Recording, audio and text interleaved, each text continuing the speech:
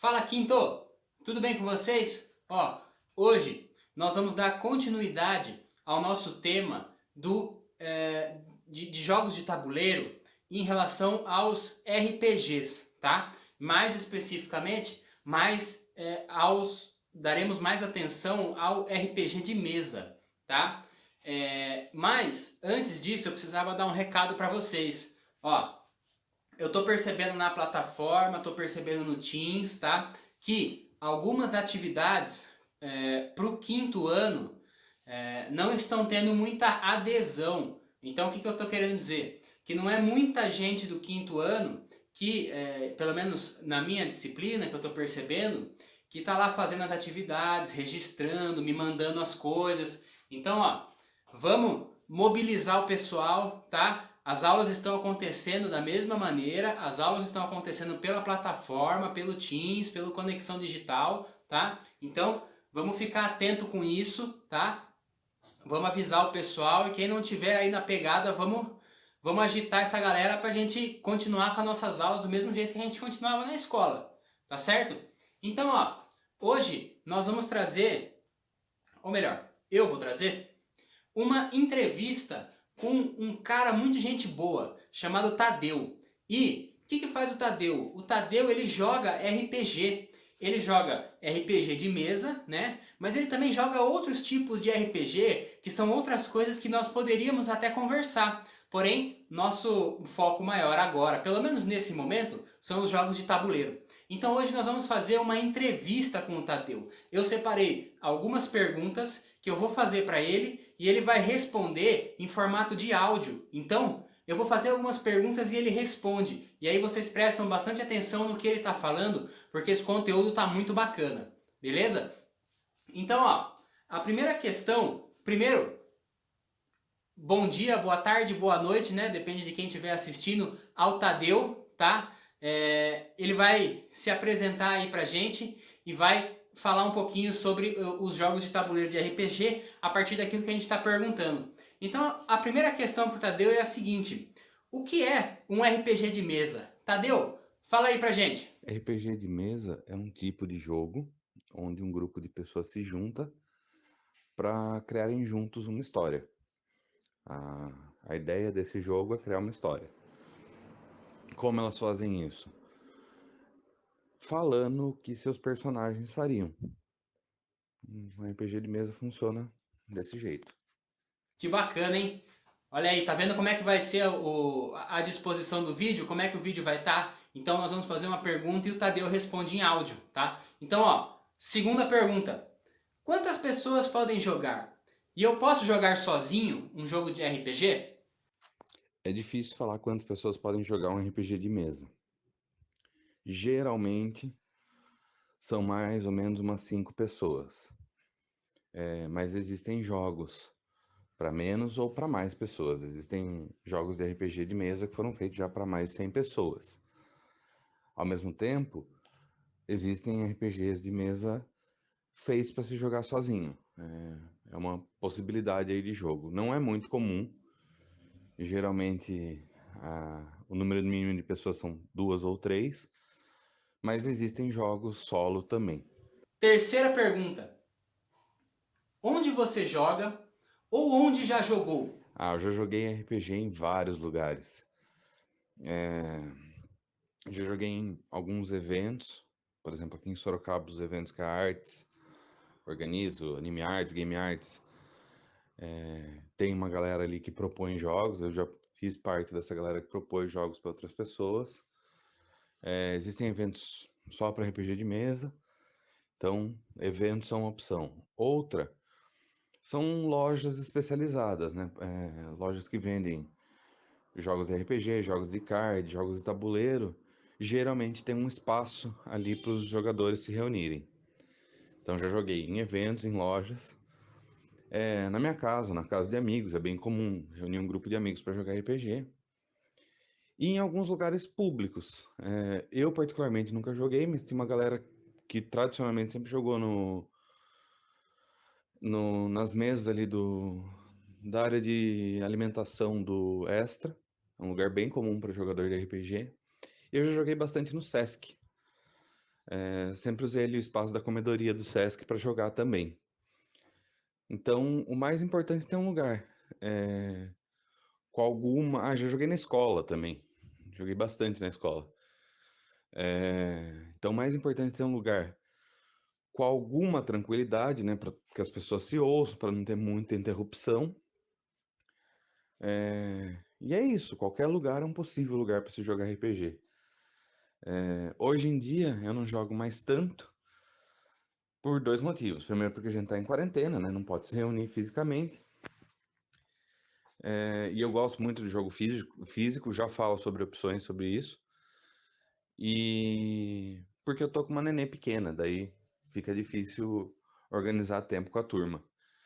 Sobre o período de quarentena, existem plataformas online como, por exemplo, Discord ou Roll20, Roll20, né? Que são plataformas específicas para você jogar RPG pela internet. Dá para jogar tranquilamente. É que eu, como sou um pouco mais velho, tenho uma certa resistência a isso. Por isso que eu falei que eu tô jogando menos no período de quarentena. Mas ontem, por exemplo, eu joguei testando um jogo aí que tá para ser lançado. Mas a galera que não tem essa resistência igual eu usa muito essas plataformas para jogar. Então, até por plataformas virtuais, sei lá, tendo vontade até pelo WhatsApp dá para jogar RPG. Legal, muito bacana. Vamos então para a quarta pergunta. Tadeu, nós já temos alguns jogos de tabuleiro, com trilhas e personagens. O que mais o meu tabuleiro precisa ou o que mais ele poderia O ter? que vocês mais precisam, com o tempo vocês vão sentir que até nem é o tabuleiro em si. O tabuleiro é um acessório que, lógico, deixa o jogo mais bonito, mais gostoso, mas dá para você jogar sem. Mas o que vocês mais precisam é um ponto de partida para uma história. Não uma história completa, isso. São os jogadores que vão construir no decorrer do jogo, mas um ponto de partida. Sobre o que é essa história? É a história sobre uma tribo indígena que tem que agradar aos deuses para passar um longo período de seca. Isso é um ponto de partida. Como eles vão fazer isso, nós vamos descobrir junto durante o jogo.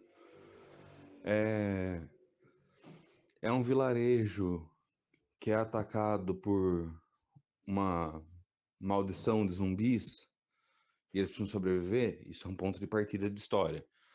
Como eles vão sobreviver e como eles vão acabar com a maldição, a gente vai descobrir junto no jogo. Então, um ponto de partida para a história é muito importante.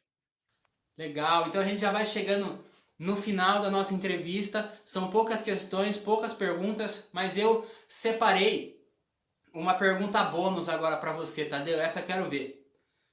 A pergunta bônus: que jogo é aquele do Stranger Things? Você sabe? Que jogo de RPG é aquele que os meninos jogam naquela série? Aquele RPG do Stranger Things é o Dungeons and Dragons, ou D&D para os mais íntimos.